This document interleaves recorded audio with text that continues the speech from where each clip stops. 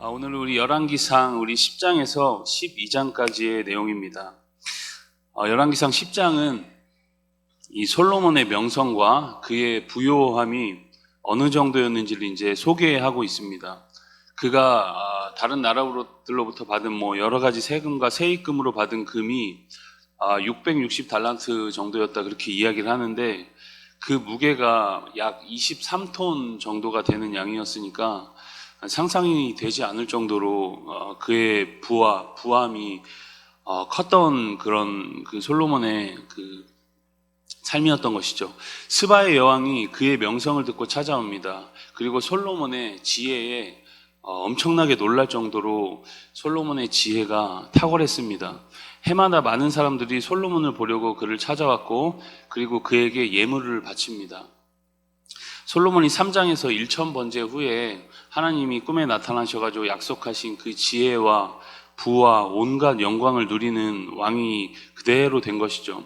그런데 오늘 우리가 읽은 10장 후반에서부터, 우리가 앞으로 이제 살펴볼 10장 후반에서부터 조금 이상한 기운이 솔로몬에게 이제 감지가 됩니다. 솔로몬이 병마를 모으고 또 아내를 많이 두고 그리고 은금을 쌓고 있는 모습을 보여줍니다. 사실 국력 차원에서 보면 이러한 일들이 자연스러운 일이지만 하나님은 율법에 이러한 일을 금지하셨습니다. 이유는 간단합니다. 이스라엘 왕은 다른 것을 의지해서는 안 된다라는 것을 철저하게 보여주는 그런 말씀인 것이죠. 신명기에 보면 그런 말씀이 있습니다. 이스라엘은 누군가의 지혜나 또 어떤 그 외적인 조건으로 세워지는 나라가 아니다라는 것을 보여주기 위해서 율법에서 이미 병마를 모으지 말고 여러 가지 은금을 쌓지 말고 그런 명령을 했던 것이죠. 인간의 업적과 능력으로 세워지는 나라가 아님을 분명하게 말해주기 위한 것이었습니다. 11장으로 가면 솔로몬이 영적으로 균열되는 원인을 보여주고 있습니다. 그는 후궁 700에 첩 300명이나 되는 그 여인들을 두고 그 중에 또 이방 여인들도 있었겠죠. 이방 여인들과 통혼을 합니다. 그 중에는 이방 여인과 아까도 얘기했듯이 정략적 결혼을 이제 하면서 그들의 문화까지 이제 받아들여 오는 그런 모습을 볼 수 있죠. 시돈과 모압, 암몬의 여인들과 결혼하고 그 여인들의 신인 아스다롯 그리고 그모스, 밀곰이 이스라엘 내에 문화처럼 자연스럽게 들어오게 됩니다. 이방 종교와 문화를 받아들이게 되었던 것이죠. 이렇게 솔로몬을 통해 시작되는 이 신앙의 타락은, 솔로몬은 그 복을 다 누리고 죽습니다. 그러나 그 자녀 세대에서 그 보응을 받게 됩니다. 하나님은 다윗을 기억해서 솔로몬이 다스리는 때에는 이스라엘에 역사적인 아픔을 주진 않습니다. 나누지 않죠. 그런데 솔로몬 사후에 이 여로보암이라는 사람을 통해서 이스라엘이 둘로 나뉘어집니다. 하나님은 여로보암을 통해서 자신이 이루고자 하는 일을 아이야 선지자를 통해서 말씀하십니다. 우리 11장 38절 말씀 같이 한번 보시겠습니다. 11장 38절입니다. 네가 만일 내가 명령한 모든 일에 순종하고 내 길로 행하며 내 눈에 합당한 일을 하며 내 종 다윗이 행함같이 내 율례와 명령을 지키면 내가 너와 함께 있어 내가 다윗을 위하여 세운 것 같이 너를 위하여 견고한 집을 세우고 이스라엘을 내게 주리라.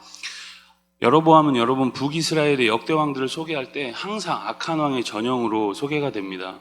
그러나 여로보암이 원래부터 그렇게 될 운명이 아니었죠. 지금 아이야 선지자를 통해서 여로보암에게 지금 말한 그런 이 내용을 우리가 방금 읽었습니다. 다윗의 길을 따르면 분명 여로보암도 선한 왕이 될 수 있는 기회가 있었습니다. 그러나 여로보암은 불행하게도 하나님을 반역하고 이스라엘을 망가뜨리는 주범이 됩니다.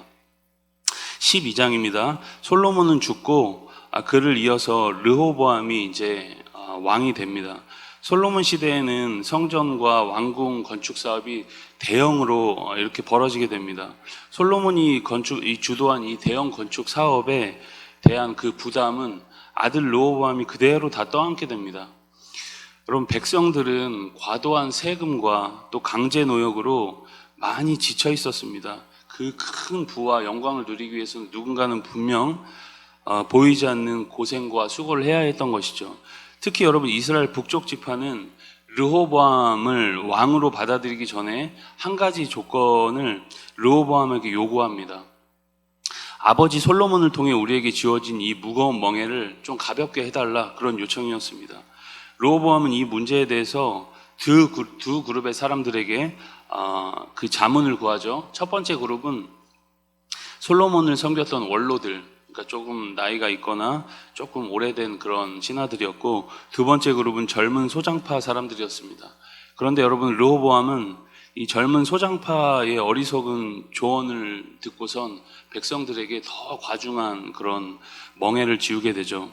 여러분, 이런 르호보암의 결정에 북쪽 지파들은 반역해서 여로보암을 자신의 왕으로 삼습니다. 여러분, 이렇게 이스라엘이 남북으로 분열됩니다. 이렇게 북쪽 이스라엘의 역사는 여로보암의 반차를 따라서 계속 그 악한 왕들이 다스리는 불행한 역사가 반복이 됩니다. 왕조가 몇 번이나 바뀌고, 솔로몬의 우상 숭배로 인한 나라의 분열과 어리석은 정치가 후손들 세대에게 그대로 보응되는 가슴 아픈 역사를 볼 수 있는 것이죠. 우리가 역사를 통해서 배울 수가 있습니다. 여러분, 우리는 가슴 아픈 이 죄악의 역사를 후손들에게 물려주지 않는 우리의 가정과 또 우리의 삶과 우리의 교회가 될 수 있길 주님의 이름으로 축복합니다. 우리 열왕기상 10장에서 12장까지 말씀을 경청합니다. 주의 말씀은 내 발의 등이요 내 길의 빛이니이다. 아멘.